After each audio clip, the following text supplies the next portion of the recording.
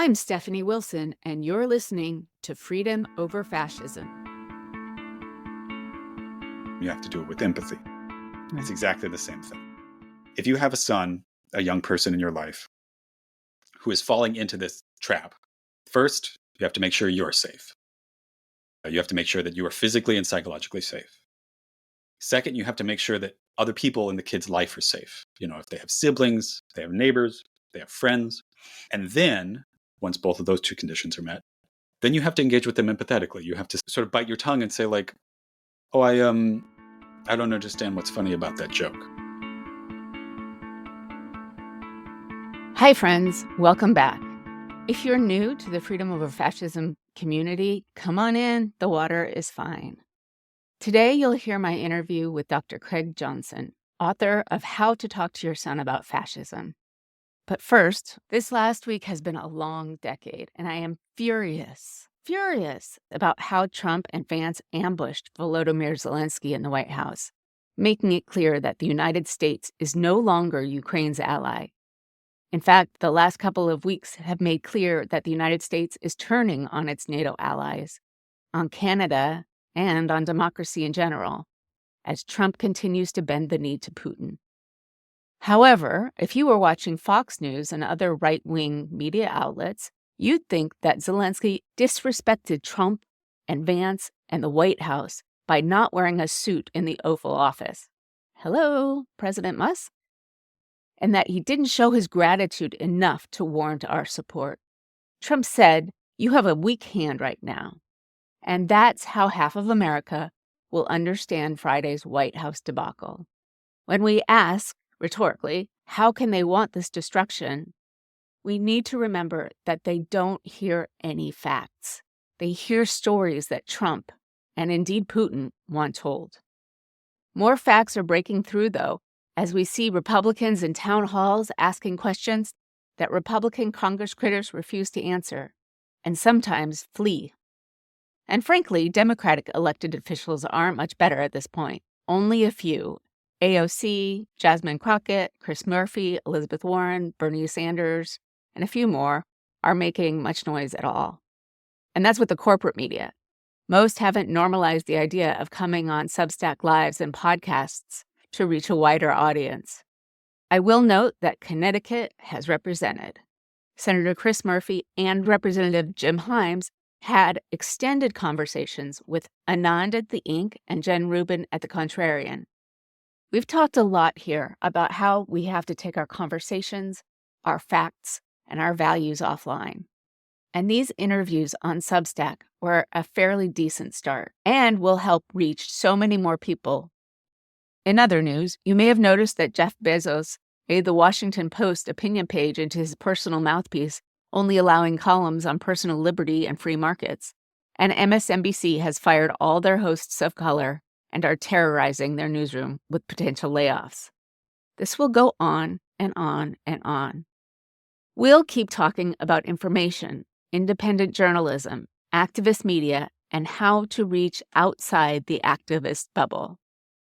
We'll also be talking about the relationship of values, entertainment, and historical narratives. At the intersection of all these things is Craig Johnson, whose book, How to Talk to Your Son About Fascism, is available as of today at Routledge Press. So happy book birthday to Dr. Craig Johnson. In our conversation, we talked about why young men are drawn to the far right wing, how the far right actively recruits them, and how all of this happens online remarkably quickly. You all know I have a teenage son, and our conversation was particularly resonant with me. I'd also like to let you know that I've joined the Democracy Group, a network of podcasts that examines what's broken in our democracy and how we can work together to fix it. Please go to www.freedomoverfascism.us to find more of my podcasts and articles. And also, please subscribe. You'll be able to listen, watch, or read this interview. Soon, I'm going to start doing live conversations as well. All the content is free, and paid subscriptions help keep the lights on at my house. Now for our conversation. Craig Johnson, welcome to Freedom Over Fascism. Thank you so much. I'm so glad to have you. And before we get into it, I want to just let everyone know that you are the author of the book, How to Talk to Your Son About Fascism, which is available now. And you're also the host of the podcast, 15 Minutes of Fascism. Yes. Which Yeah. sadly is relevant, as you say. The tagline's always been a sadly topical podcast. Right. Sadly, very sadly. We've moved this podcast to be talking about the information war and the chasm between our side, which is anti-fascist, fact-based, values-based, and their side of lies and disinformation. And we talk a lot about creating an independent media ecosystem and trying to provide an alternative to the hermetically sealed right-wing information ecosystem. And you're writing about some of the people who get sucked into that ecosystem. So I'm just going to read a quote from your introduction, and then we'll go from there. You write, by chance and by the dictates of the YouTube algorithm, he being a young man, found himself falling down what he came to call the right-wing rabbit hole. He began to see more and more videos and other content that seemed to speak to him directly, as he was young, white, male, at the top of practically every social hierarchy, but recognizing none of the benefits from it. This content told him that his problems were caused by women, people of color, by Marxists, and by Jewish people. I would love to hear about your book and why you wrote it. Just putting out there that I have a 17-year-old man-child, and so it's particularly relevant, although I don't have fears for my son turning to the dark side. Correct. But tell me about why you're writing this and everything you found out. Yeah, so I've been a researcher and an academic primarily for the last decade, primarily focusing on the right wing as well as conservative theology. But when I finished my PhD, I wanted to translate that research into something that was useful for people, something that people could read and something that people could get something out of. And I'd spent, decades telling people that I studied fascism and, in bars or in restaurants and meeting people at parties. And they would be terrified. They would be like, well, what do I do? What am I supposed to do? And I decided like, well, I should be helping people out in this capacity. I should be using this expertise to help people turn the world back from the brink. And often people were asking not for like movements they could join or organizations they could be a part of, but things that they could do by themselves, things they could do in their everyday life. And walking young men off the plank, like walking them back, right, is one of the clearest things that you can do. It's one of the most helpful things you can do, because contemporary fascism in the United States and also around the world, we're seeing exactly the same patterns in Europe, in South Asia, in South America. Fascism needs young men. It needs young men to join their organizations. It needs young men to be cannon fodder, essentially, to put their lives on the line, to be willing to risk arrest when it comes to their civic, their like protests and their violence. Mm-hmm. And also, fascism sort of uniquely appeals to young men because of the messaging that fascism gives, and also because of the way that young men's brains worked. That was the thing that I learned the most. I didn't come into this with a psychology background, but the reading that I did and some of the discussions that I had with people who are experts in primarily in violence and extremism talked a lot about how the way that young men's minds work, and young people's minds in general, is that they are physically incapable of understanding long-term risk in exactly the same ways as adult brains can. And so when presented with the proposition of putting their lives on the line for something that they believe in, they are more willing to do so than people who are older. This is why when you watch a movie and it's about war heroes, the person who's going to jump on the grenade, well, it's probably somebody under 30. Right. That's congenital. Like that's just like part of how the brain works. So we've got brains of young men. And already, given where we are today and the conversations about gender, it kind of strikes a little bit of a discordant note to me, because gender's so fluid. What about young men, cisgender young men, makes them so interested in these kinds of movements? Yeah, you touched on probably the biggest discomfort that I had in writing this book. I wrote it about, the title is "How to Talk to Your Son About Fascism." That's partly provocation. Right. I thought that people would look at that and be curious, but it's also real. Fascism does primarily appeal to young men. I am a feminist. I am a part of many communities where people have differing, varied, diverse gender expressions, and so writing a book that was about masculinity specifically was a little bit of it was a little uncomfortable. And the justification here is, it's that fascism specifically appeals to young men, and I mean that in two senses. Fascism is appealing to young men specifically, and fascists intentionally seek out young men, and those are for two different reasons. Fascism is appealing to young men because, as an ideology, it is not about fact. It's about feeling. It's not about knowledge. It's about truth. It's not about theory. It's about action. Like, why aren't we doing something about this, right? Fascism is about speed and power.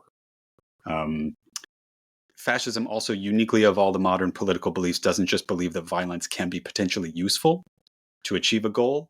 Fascism believes that violence is good. It's good for you and it's good for the world for you to be violent.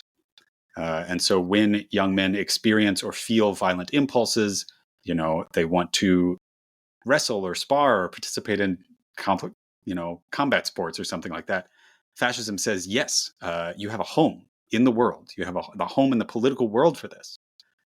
There's a reason that fascism emerged primarily and originally in the early 20th century from veterans. Mussolini was a veteran. Before he came up with the word fascism to describe his nascent movement, he called it a trenchocracy, leadership by the men who had been in the trenches. So that's why young men are themselves drawn to fascism. But fascism also intentionally appeals to young men, like seeks them out, partly because of what I was saying before about how fascism needs young men to do the dirty work. It needs them to go out on the front lines, risk their lives, beat people up, get beaten up, shoot, be shot at. It needs people whose brains are willing to take those risks. Right. And like you were discussing earlier, and like you've been discussing throughout your podcast, in the contemporary world, fascism has intentionally produced a disinformation environment in order to try to suck in as many people as it possibly can. And this is through big major podcasts. This is through meme campaigns. It's also through just like everyday conversations. What in 2016 Donald Trump unfortunately referred to as locker room talk, right? All of those are part of the same disinformation ecosystem. And part of what the book is telling parents is that, like, you hear your kid repeat an uncomfortable joke, a friend comes around that you don't really like, and to understand, like, them repeating one uncomfortable joke doesn't mean that they've become a fascist. But, like, if the patterns of their comedy start to change, if the patterns of the media they consume start to change, if their friend group starts to change, if that transforms in such a way that they become somewhat unrecognizable to you, that's a danger sign. That means that something could be happening, and that you need to pay attention to it. I imagine that's a danger sign for a number of different things that are sort of intertwined. It is. Especially with so many guns in our world. So is there a particular profile of a kid who would be drawn to this sort of ideology and of action? Mm-hmm. Yeah. So the main deciding factors are fascists typically belong to whatever is the majority ethnic, political, religious, social group in their country, but not universally. So in the United States, this is primarily cisgendered white men. In South Asia, it's primarily men who practice Hinduism. In Brazil, the racial categorization is somewhat more complicated, et cetera, right? So it's people who belong to the majoritarian social economic group. Yeah. But key is that typically fascists are members of a downwardly mobile section of that dominant group. So historically, and if we're talking about early 20th century fascism, mostly these were young men who were, or who could have been, part of a rising economic wave in the early 20th century. World War I stops that. And so they come out of it with PTSD, they come out of it with problems, they come out of it into an economy that is shocked and not working, countries that are failing. A flu, right? Yes, yeah, exactly. We always forget that. We flu do often was forget right that. At the same time, yes. Yes, yeah. So mass death, mass economic problems. They looked at the promise that they were sold when they were younger, and they say, like, well, this isn't going to happen for me. All this privilege that people tell me I have, I don't feel it. Like, that's what they mean, right? And again, because they're adolescents, I wrote the book, I said, for parents of kids from 10 to 25.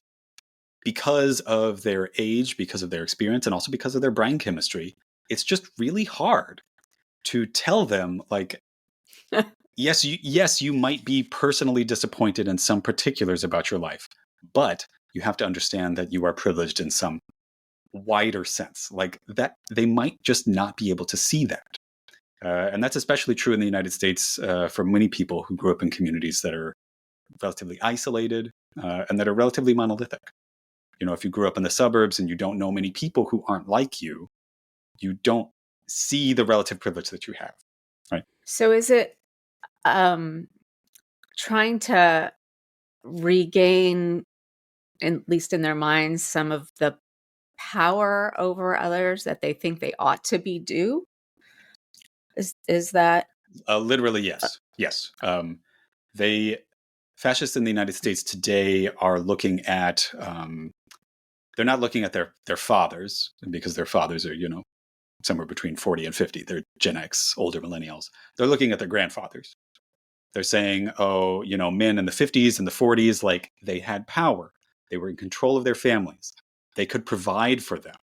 A lot of fascist messaging today, when it's like trying to present itself as being palatable and centrist, is saying, like, all I want is to provide for my family.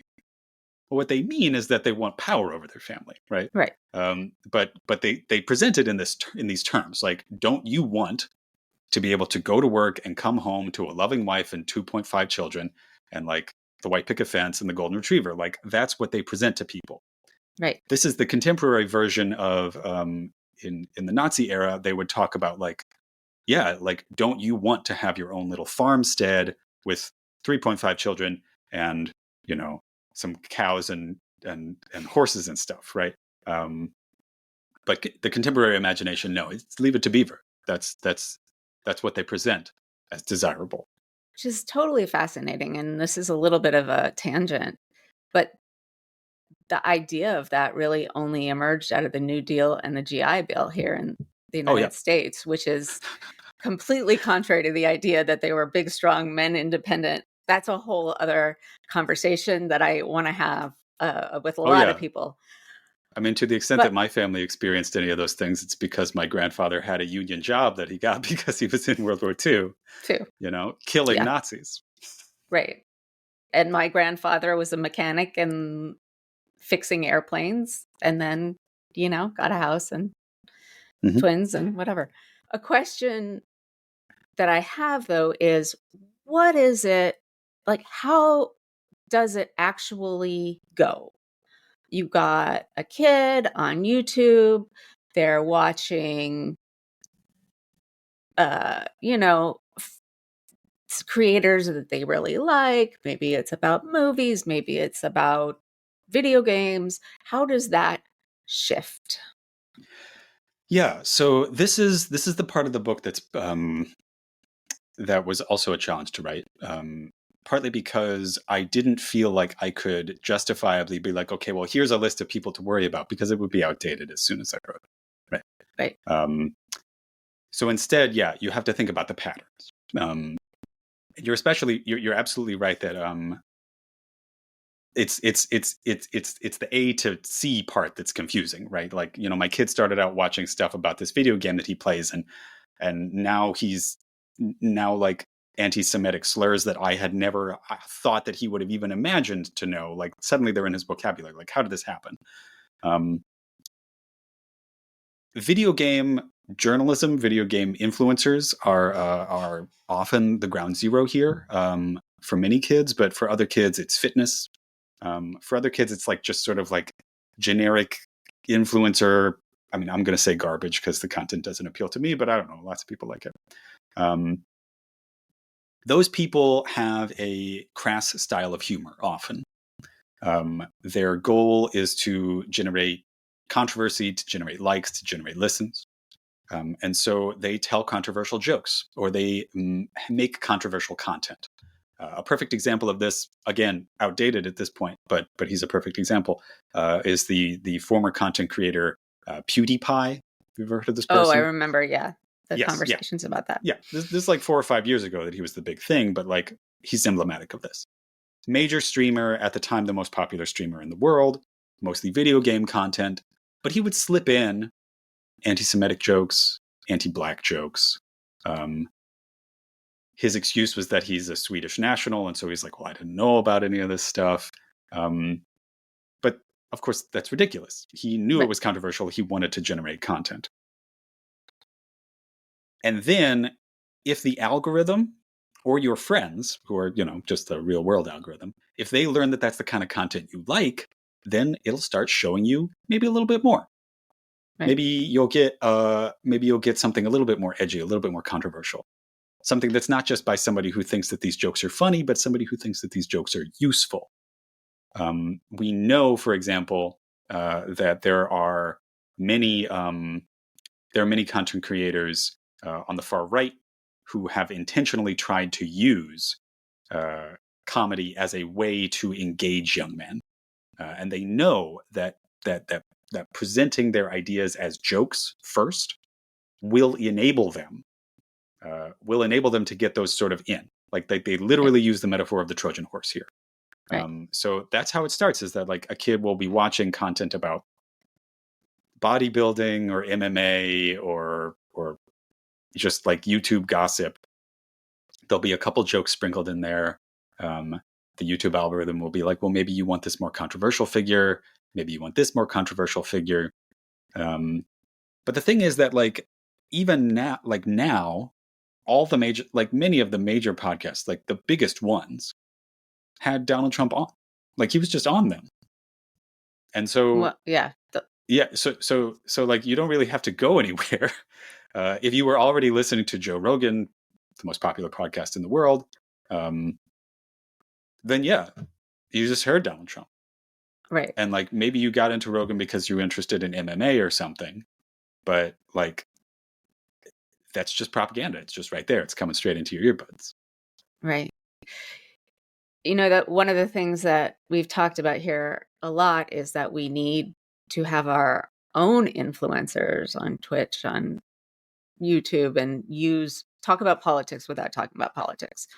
Yeah. Which is essentially what this is on the other side, and that we haven't learned how to match it.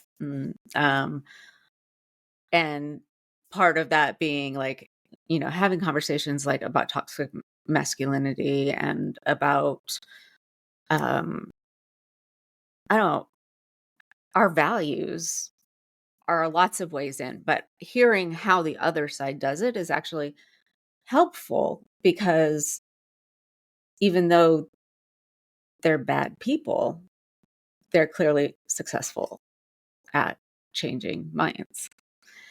They're very good at this. Right. And they've been doing it for a long time. Some of the more insidious of these right-wing influencers, the ones who are like actual fascists, whose names I don't really want to repeat because I don't want them to get more publicity. But these are people who operate on the creepier fringes of the internet. These people developed plans back in the 2010s to do this specifically. And it has worked beautifully, like beyond their wildest imaginations. And so, yeah, if we think about like how to get left or progressive messaging in front of young people, and especially young men, if we're trying to take them off the road to fascism, then yeah, we need ways to make it not a lecture. No, it needs to be fun. It needs to be the, Minecraft video they're watching or a Yes. Marvel. Okay, so these kids start to go down the rabbit hole. What's in the progression is from jokes to more extreme creators that maybe have mainline figures on them because the right is much smarter about this than we are, and it gets reinforced. What's the next step in the progression? Yeah. So for most kids, that's probably where it stops. That's probably where it stops for most kids, is that now they're comfortable making jokes that they wouldn't otherwise. Now they might be crueler to queer people that they know. They might vote for Donald Trump or somebody like him when they come of age. That's probably where it's going to stop for most kids. Other kids get more and more involved in these communities, especially the ones that are online, and they start producing content themselves. They start making racist memes. They start making creepy shows. They start telling the jokes instead of just consuming them, right? And then for an even smaller number of kids, some of them will go from online, which just because harassment or violence is online doesn't mean that it's not real. Obviously, it causes massive emotional trauma, also incredible economic problems for lots of people. But for some kids, that will translate to real world activity. They'll end up going from watching some creepy stuff on YouTube, and now they're in some like weird Discord server where people are talking about organizing paramilitary trainings. And then maybe they go to one. And now they are a member of a fascist paramilitary organization. Again, that's the worst that could happen. It's relatively unlikely just by numbers. But the fact is that that's often the trajectory. Mm-hmm. That's like how it happens. And so when I was writing the book, you think about like, well, how do you stop people in these paramilitary organizations? And it's like, well, historically, the only organizations that have ever stopped fascist paramilitaries when they get big enough to contest the power of the government are Allied Central Command and the Red Army of the Soviet Union. I mean, like that's what we're talking about here. So that means you got to get them before that. An ounce of prevention really is worth a pound of cure in this case. Getting kids out of violent organizations is much harder than keeping them from getting in them, right? And so the ways that you can, as a parent or as an educator, as a person in a young person's life, as a relative, as a neighbor, is you have to, and this is the most uncomfortable part, you have to engage with the horrible things that they're doing or saying or believing, and you have to engage with it empathetically. All right. This is the reason that I wrote the book specifically for parents, because I was like, okay, when a stranger encounters a fascist person in the street saying some fascist crap, I refuse to ask them to engage with that empathetically. No, of course not. You should confront them. You're lucky if they engage at all. Exactly. So who can be asked to engage with them as a person? Basically only people who already love them. That's basically it. People who've already agreed by virtue of bringing them into the world to be responsible for them. People who are already signed on to dealing with mistakes they make. And so in the same way that I feel perfectly comfortable saying like, okay, well, if your child has a drug problem, first you need to make sure that you are safe. You need to make sure that the other people in your life are safe. And then you try to help them get safe. And you can't do that by yelling at them. You have to do it with empathy. Right. It's exactly the same thing. If you have a son, a young person in your life, who is falling into this trap. First, you have to make sure you're safe. You have to make sure that you are physically and psychologically safe.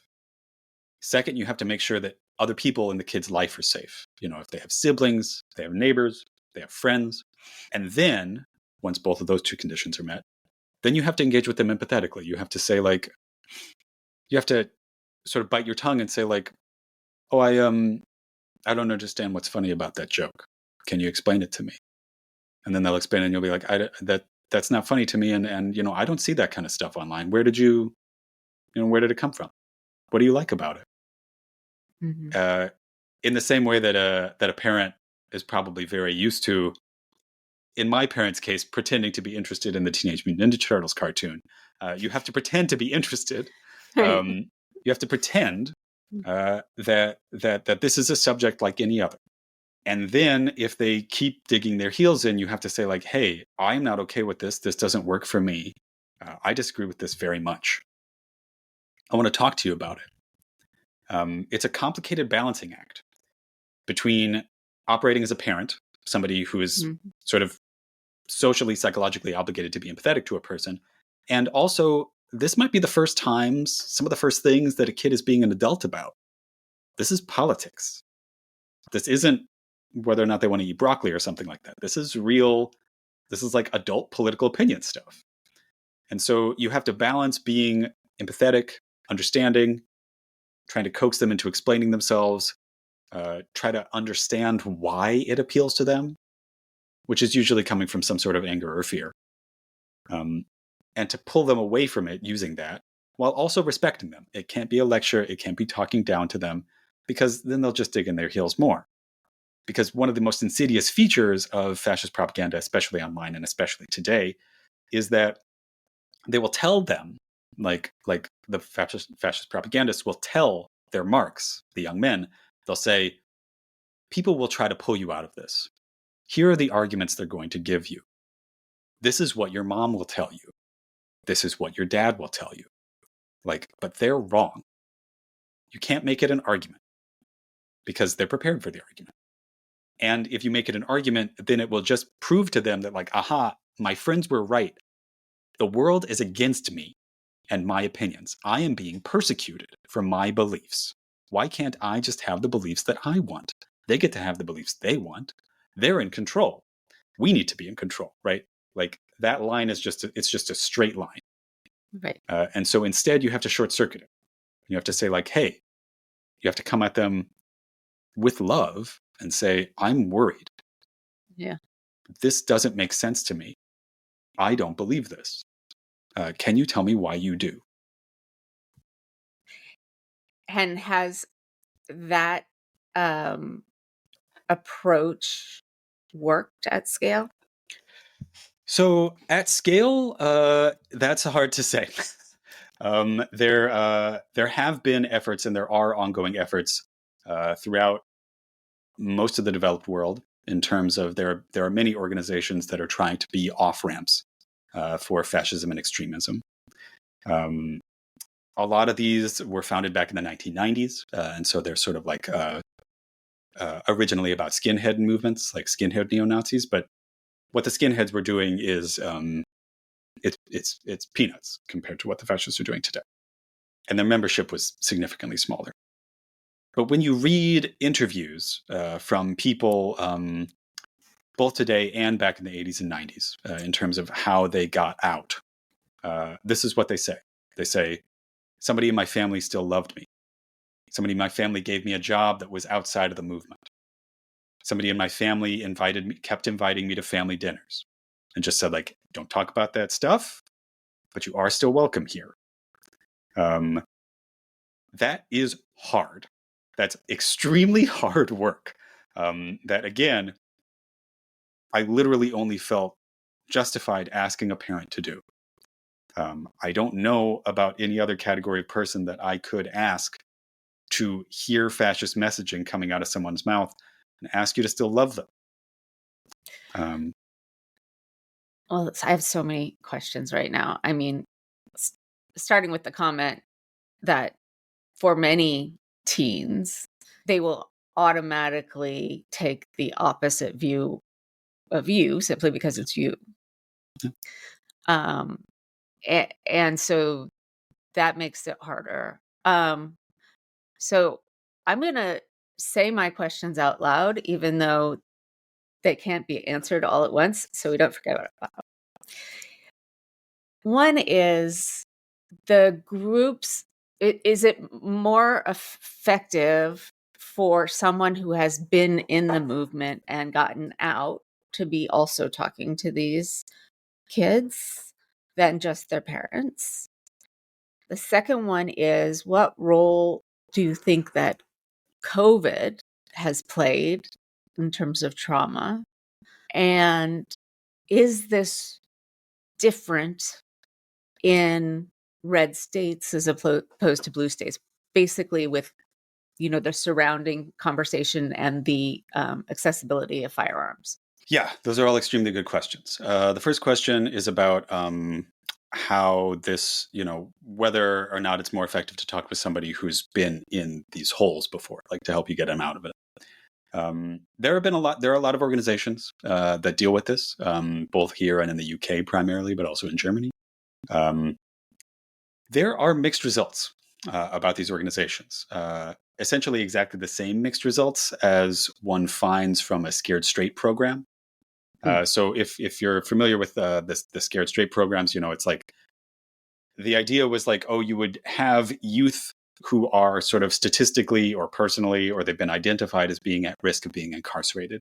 And you take them to jail and have people in prison sort of talk to them about it, like about their experiences and about what they did. And the idea was that you would scare them and that they would that they would turn away from that path. That's not how human brains work, though. Yes. Yeah. The studies have shown that it's the opposite happens, in fact.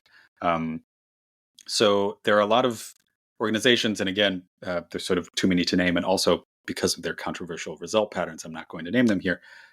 There's a lot of organizations that are founded by or run by what are called formers, former neo-Nazis, former neoconservatives, like blah, blah, blah, stuff like that, former skinheads. And the studies have shown a similarly disturbing pattern.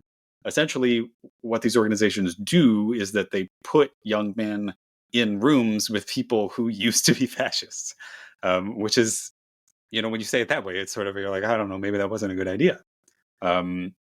Especially because many of these organizations, it's documented, have been used by people who are only pretending to have gotten out of the movement. So that's a tough one. I think reading testimony of people who really did get out, reading stories, books of people who really did get out, some of which are mentioned in the book, that can be helpful. But actually engaging with formers is a complicated one. That's a complicated question. When you talked about COVID, I think that you're absolutely right here. That's a factor in this that is often overlooked, especially for youth. That is a perfect example of the things that they look back on and they say, like, something was taken from me. Something that I deserve was taken from me. The world that I was promised is gone. I didn't do anything. Like, it's not my fault. It was just taken. I didn't get high school the way I was supposed to. I didn't get middle school the way I was supposed to, whatever. And the world that I was promised is gone now. It doesn't exist. The jobs that I wanted, they don't exist. The institutions that I wanted to be in, they're gone. And this is ignoring a lot of the aspects of this that I'm no expert in, which is the effects of COVID, and especially multiple COVID infections on brain chemistry. It's entirely possible that a lot of what we're seeing in terms of violence and aggression has something to do with that. I don't claim to be an expert on that. I don't know anything about it, but I do know that that studies have shown that multiple infections with COVID do, in fact, change brain responses in many capacities. So could that have something to do with it? I don't know. When it comes to the red state, blue state question, you're absolutely right. This is a major question here. The majority of the U.S. population, especially the majority of the young white men in the United States, live either in rural areas or suburbs, as opposed to major cities. These communities tend to be more racially and culturally monolithic than major cities do. Like you said, they also tend to have more guns. They're more armed. Diverse communities are an important tool for fighting fascism. Growing up around people who have different problems than you, growing up around people who you can come to care about, who are different from you, is an extremely important and helpful tool for trying to keep a young person out of the right wing in general. It's not a panacea; it won't work perfectly, right? But it's helpful. That said, a lot of people can't be like, okay, well, I don't want my kid to be a fascist. I got to up and move to Philadelphia or something. Like, they can't do that. Right. Pursuing more diverse communities on your own is helpful. Like, you can't just tell your kid that that's something that they should be doing. But it's a serious issue. You know, the resegregation of United States schools through the late 20th century and early 21st century. It's a part of this. Right. And it's a part of this that is not only not talked about, but deliberately hidden by the regime as it is. You Yes. know, like whatever regression, resegregation, Jim Crowing, reconstructioning we're happening right now is deliberate and encouraged by those in power. Yes. One of the things you said as a kind of intrigued me as a historian, which is that fascism started with the World War I veterans. And having read about, World War I, where it's the first time really PTSD or shell shock was a thing, the trenches were awful. I don't even know how to say how awful. And then coming out and maybe your family just died from this pandemic that right now, like everyone forgot about. Yeah. So there's a piece of me that sees that, war then pandemic, then what? And whether those parallels, particularly the pandemic piece, is a part of this whole phenomenon, right? I mean, the thing about the 20s and the bright young things, it was that they didn't want to think about the pandemic anymore. So we look back and we're like flappers, but it was for a reason. So I'm just like, I don't know that you have the answer. It's just something that appeals to me as a historian to say, okay, well, here's a parallel. What difference does that make? Oh, there's definitely major parallels here. Obviously, there has not been great power war in the same way as there was in the early 20th century. But the experience of a pandemic, the isolation, the fear that can cause, the belief that the people in power aren't doing what they're supposed to be doing about it, whatever you think it is that they should be doing, is a good on-ramp for more extremist positions. It's a good on-ramp for people to say, like, the people in power don't know what they're doing. We know what they should be doing. One of the big pieces of fascist ideology and teaching at a university, teaching at a high school, you hear kids say this thing that I'm about to say. They say it's a meme, and the meme is strong men make good times make weak men make hard times make strong men. And so their claim is that previous generations, since the 60s, those generations are weak men, because of feminism and, depending on the particular genre of fascism, civil rights movement, that is weakness. They have produced hard times, the times that we are in, and that the antidote is strong men, by which they do mean literally like a strong man, like Donald Trump, and also violence. Men who are willing to commit violence in order to achieve political goals. Men who know that violence is good. That it's good to be violent, it's good to want to be violent, and it's good for people to experience violence. So it makes them stronger. It makes you stronger. And it also reveals parts of yourself that are the powerful parts. That's what the trenchocracy was about. Mussolini believed that the experience of being in the trenches revealed truths about human nature that had previously been unknown, at least unknown on a mass scale. You mentioned World War I and PTSD. It's definitely true that World War I was the first time that like PTSD, I mean, they didn't use the phrase at the time, but like was understood as a mass phenomenon.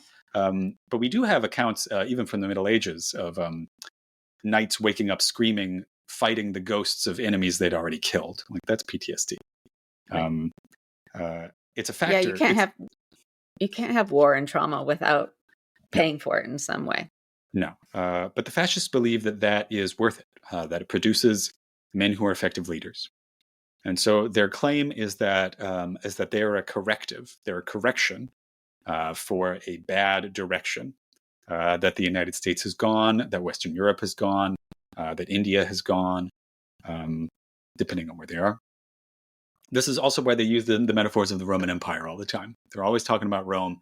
They're always using Roman examples, and it's because of this narrative, which historians sort of no longer believe, the decline and fall of the Roman Empire narrative, right? Like that Rome became decadent and frivolous, and that this is what allowed the barbarians, the strong men, to come in and reproduce a different world, via Charlemagne, right?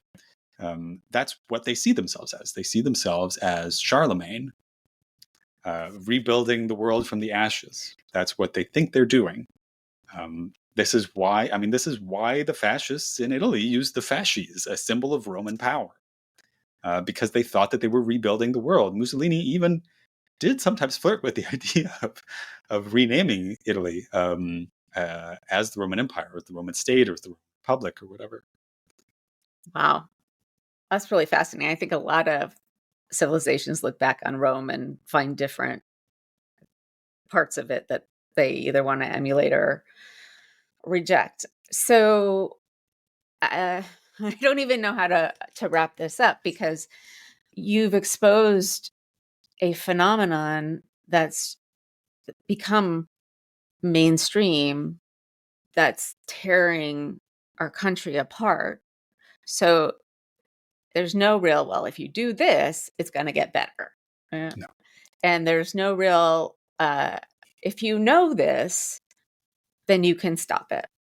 So I guess understanding it is the best that we can do.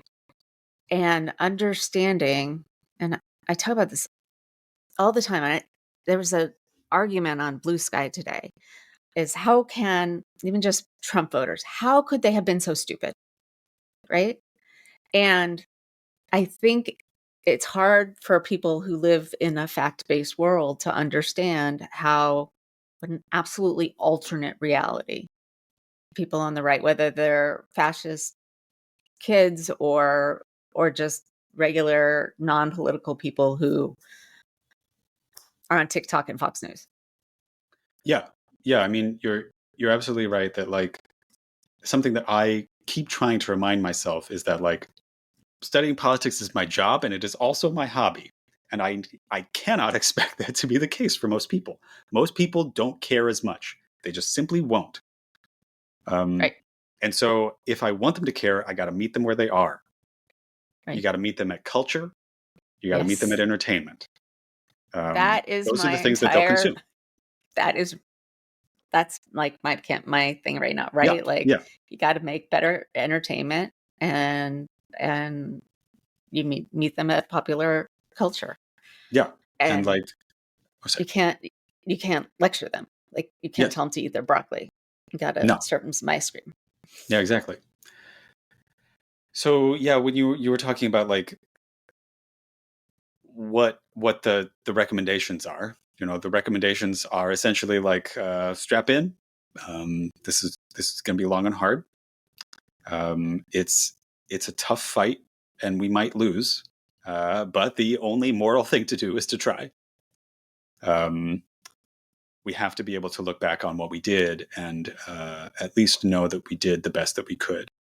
The book, my book is, it begins with an explanation about what fascism is, and then it talks about how young men get drawn into it, and then it talks about how to try to pull them out or to keep them from falling. But the last chapter is the most hopeful one.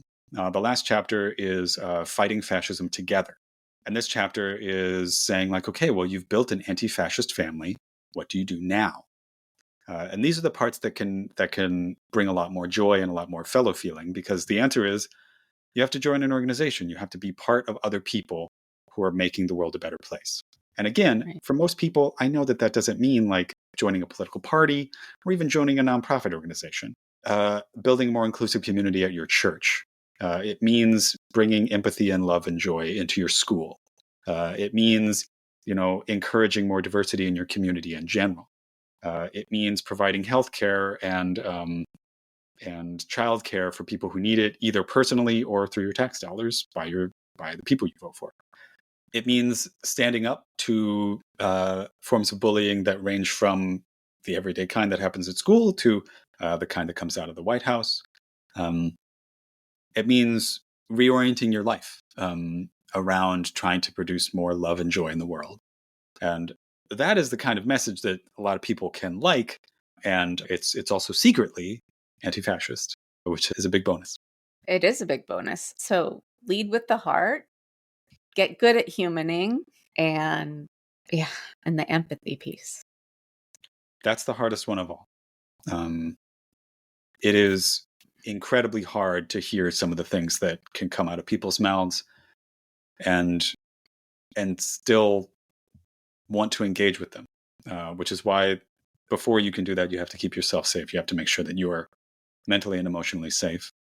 But if you are, and that's work that you're willing to do, you have to know that, unfortunately, nobody else is coming. Nobody else is coming to stop your kid from becoming fascist. It's only you. You have to do it. We're the cavalry. Thank you for listening to Freedom Over Fascism. Please leave a rating or review wherever you listen. And if you can, please subscribe at www.freedomoverfascism.us.